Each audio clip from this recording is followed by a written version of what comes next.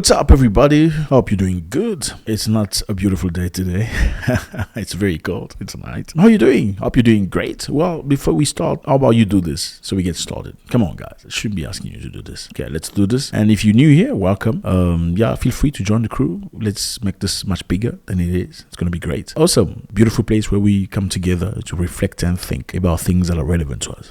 Okay, so today we're going to talk about something very interesting. This is happening in Ghana. I don't know what's happening right now around the world. This is crazy. Here we find some people in Ghana in the Senate discussing on the way forward. You know, America for the past couple of years have been pushing very hard their agenda. You know which agenda we're talking about. It's just crazy to see that. It feels like that's most important to them. Unfortunately, especially this government, it's very unfortunate to see that they're pushing ideas and ideologies instead of bringing in business, bringing capacity of creation, bringing buildings, bring something to grow people. It's crazy. So we're going to watch this guy. Something interesting to say. I'm going to make a comment right after. Let's go. Speaker, to celebrate Mr. Speaker, who has been a stalwart and a bastion for this bill.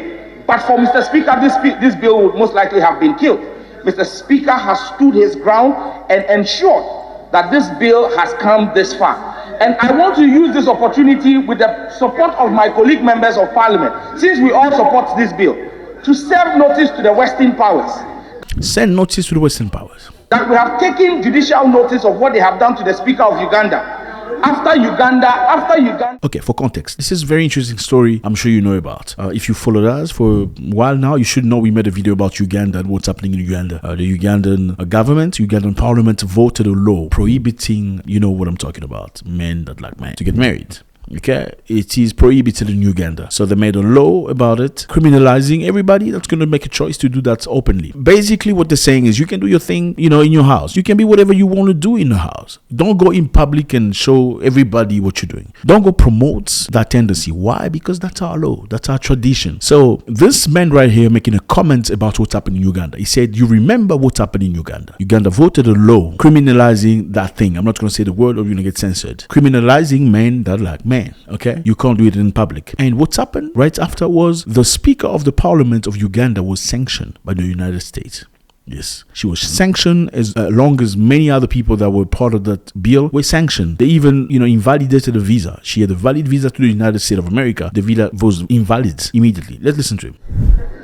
After Uganda passed the bill, the sanctions on the Speaker of Uganda's Parliament and on the sponsors of those bills, we will serve notice as well that if they replicate same with our Speaker and members of Parliament, we will also take action against their business interest in our country. Because they serve in this country and make money from here and take back home. They cannot hold us to ransom. And like has been asked on this floor, Mr. Speaker, why is it that the American Secretary of State has not sanctioned the Secretary of Defense? Because June was declared Pride Month, and they had transgender parades. The U.S. Secretary of Defense blocked and stopped a transgender parade on a U.S. Air Force base. Wow. Because he said the U.S. Pentagon, which is their defense headquarters, would not support such activity. Governor DeSantis has passed legislation against open transgender parades in Florida.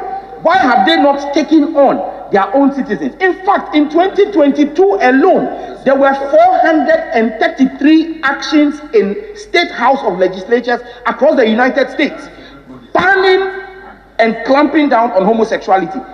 The Supreme Court of the United States, SCOTUS, just last week, passed a landmark judgment enforcing the rights of American citizens to refuse to offer services to people on the basis. Very interesting. Okay, so we're going to get back to where we were so I can make a comment. Very interesting. I'm going to go word by word and then we're going to mix it together. Let's go.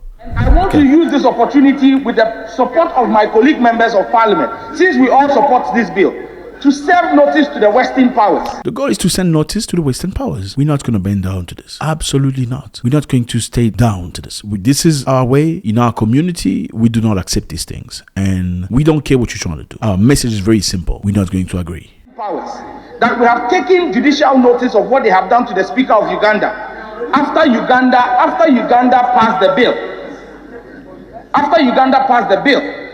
The sanctions on the Speaker of Uganda's Parliament and on the sponsors of those bills, we will serve notice as well that if they replicate same with our Speaker and members of Parliament, we will also take action against their business interests in our country. Okay, so we see what you've done to Uganda because Uganda passed a bill that's beneficial to them. Since you sanctioned Uganda, sanctioned the president of parliament, if you dare do that to us, we're going to do sanctions against you. So we're going to take action against your interests and your businesses in our country. Obviously, talking about the West, we know who specifically they're talking about have their business all over the place, especially in English-speaking African countries. So if you dare touch our chief of parliament, we're going to touch your business. We're going to make sure your business doesn't run properly. If you try to replicate what you did in Uganda, in Ghana, you're going to see what you're going to see.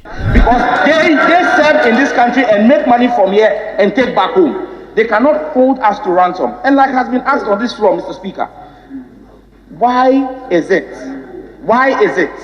that the American Secretary of State has not sanctioned the Secretary of Defense? Because June was declared Pride Month. Okay, so some things are happening in America, okay, where there's a lot of disagreements on who agree with this and who doesn't agree. So in the meantime, while you're busy asking African countries to accept these things, within America itself, there are a lot of misunderstanding among parties. People in the left say yes, people in the right say no. Shouldn't you first find a solution in the United States, be anonymous or be unanimous into your decision before you try to export it into other countries? So, fellas, again, like I said earlier, I think Africa has bigger issues to worry about. We know what's happening in Uganda. Uganda stood very strong with their position. They don't mind you doing your thing. You can do whatever you want to do. It's okay. It poses no problem. But just don't go in the street trying to show love in the street in that case. Nobody want that. Nobody want to know that you do that. It's none of people's business. You can do your business in a private place, in a private area. Nobody's going to bother you. But don't try to promote it. Don't try to make publicity for it. That's the law of Uganda. Should we be blaming Uganda for that? I don't know. When you go to Dubai, like I said before, you go to Dubai, you need to live by the rules of Dubai. In Dubai, you cannot show signs of affection in public. Even if this is your wife, you can't be holding hand and kissing in public. That's Dubai. If you want to go to Dubai, then you make sure you keep your mentality back home. You don't go to Dubai trying to impose them things you want them to see. It's not part of the culture. It's not part of their tradition. Now, when you go there, you need to respect what you're seeing. Same as India. Same as all these other countries. When you go to Arab-speaking countries, you don't touch people. You don't touch women, greet them, shake their hands. You don't do that. It's not acceptable. The only man that can touch a woman's hands, a husband or a brother or something similar. Not you as a stranger. Now, do you get pissed off because you can't greet, shake some woman's hand? You don't, because you respect that. So why can't African countries, African nations receive the same respect? That's the big question. And now here is a preventive measure. They're saying we are voting a bill to protect our people. This is, he said earlier, in their culture, there is no such everything as a specific name. There's a name for father. There's a name for mother. There's a name for brother. There's a name for uncle. There is no name for those practices. In Ghana, there are descriptions for things that are important, things that are alien, but there are names for things that belong to Ghana. And he said earlier, there are no names to identify that group of people. So again, we want everybody to live okay, everybody to be happy, but we also want respect. He mentioned earlier here, he said polygamy is not accepted in the West. They refuse polygamy. Why? He believes they refuse polygamy because of tax. According to what he says, in the West, they don't want you to be polygamous because when a man is unmarried, he pay higher tax. When he becomes married, his tax drops. Now, imagine if you get married to multiple women, your tax revenue drops. And he believes that's one of the main reasons why polygamy is not accepted in the West. So if you cannot accept polygamy that is largely accepted by many Africans, why do you want to impose Africans your way of thinking? How about you bring business? How about you bring money, opportunity, constructions, building, communications? How about you do that? That's a priority. People are looking for health, good health, looking for protection. People are looking for jobs. That's a big priority. I mean, if you want to donate money, donate funds, donate structures, people to come build and construct, that's not what Africa is receiving, unfortunately. But moralization, teaching people how to be, how to live, how to behave, what to accept and not. I don't think that's what Africans want right now. Thank you very much, fellas. Let me know how you feel about this. This is a very strong stance. I don't feel like if people don't like something or don't accept something, doesn't necessarily mean they hate it or they want to do destruction. I think some people just want to be able to do their things the way they've always done it and perhaps focus on things that are crucial and, important for them at that specific time. Again, drop a comment. It's very necessary. We all want to teach each other and grow together. God bless.